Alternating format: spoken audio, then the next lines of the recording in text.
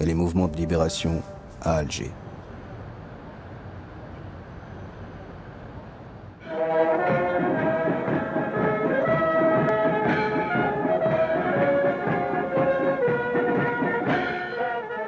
L'Éthiopie accueille en mai 1963 l'assemblée fondatrice de l'OUA, l'Organisation de l'Unité africaine. 30 pays, pour la plupart indépendants depuis peu, se retrouvent à Addis Abeba.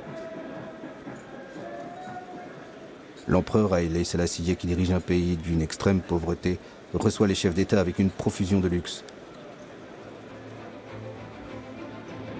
La nouvelle organisation africaine appelle à l'émancipation totale des territoires africains qui ne sont pas encore indépendants. Pour l'Algérien Ben Bella, l'OUA doit s'impliquer davantage. Nous nous sommes battus pendant 7 ans et demi contre l'impérialisme le plus obstiné qui ait jamais existé. Nous n'avons pas le droit de penser à mieux manger quand des gens tombent en Angola, en Mozambique, en Afrique du Sud. Mais il y a une rançon à payer pour faire en sorte que notre solidarité soit effective.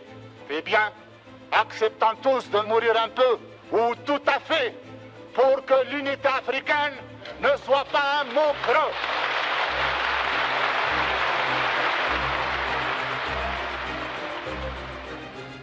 Ben Bella, qui affirme disposer de 10 000 volontaires algériens, n'obtient pas la création de bataillons africains pour venir en aide au mouvement de libération sur le continent. Mais un comité de coordination pour la libération de l'Afrique est créé. Ces actions militaires seront dirigées par l'ancien maquisard algérien Mokhtar Kerkeb.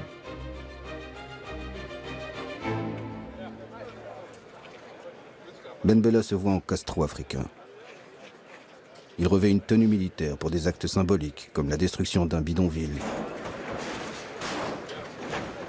Quand ce n'est pas une tenue militaire, c'est un costume au col Mao qu'il endosse, en hommage au timonier de la révolution chinoise Mao Tse-tung. Ben Bella aime les bains de foule.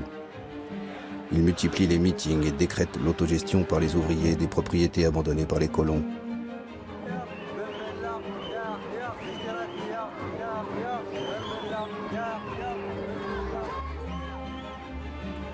Alger la révolutionnaire se doit d'être exemplaire, donner l'image d'une ville propre, en mobilisant sa population par des slogans, à l'instar de ceux que l'on trouve dans les pays communistes de l'Europe de l'Est. L'option socialiste est engagée, proclame la propagande gouvernementale, mais un socialisme compatible avec la religion, l'islam.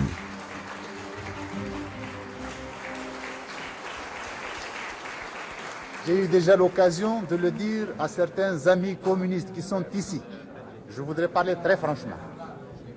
Pour nous, il est essentiel qu'on nous laisse notre Allah. Et nous sommes prêts à aller plus vite que n'importe quelle révolution socialiste.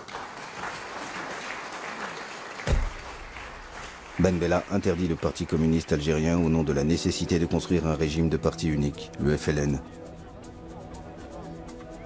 Mais nombre de ses soutiens sont des communistes, à commencer par Che Guevara, qui effectue son premier séjour à Alger en juillet 1963, à l'occasion du premier anniversaire de l'indépendance algérienne. Sa venue apporte au gouvernement algérien une consécration révolutionnaire. L'icône de la révolution internationale est accueilli comme un messie qui prodigue ses conseils sur la planification socialiste. Vive la République algérienne démocratique et populaire et son gouvernement révolutionnaire. Ben Salem.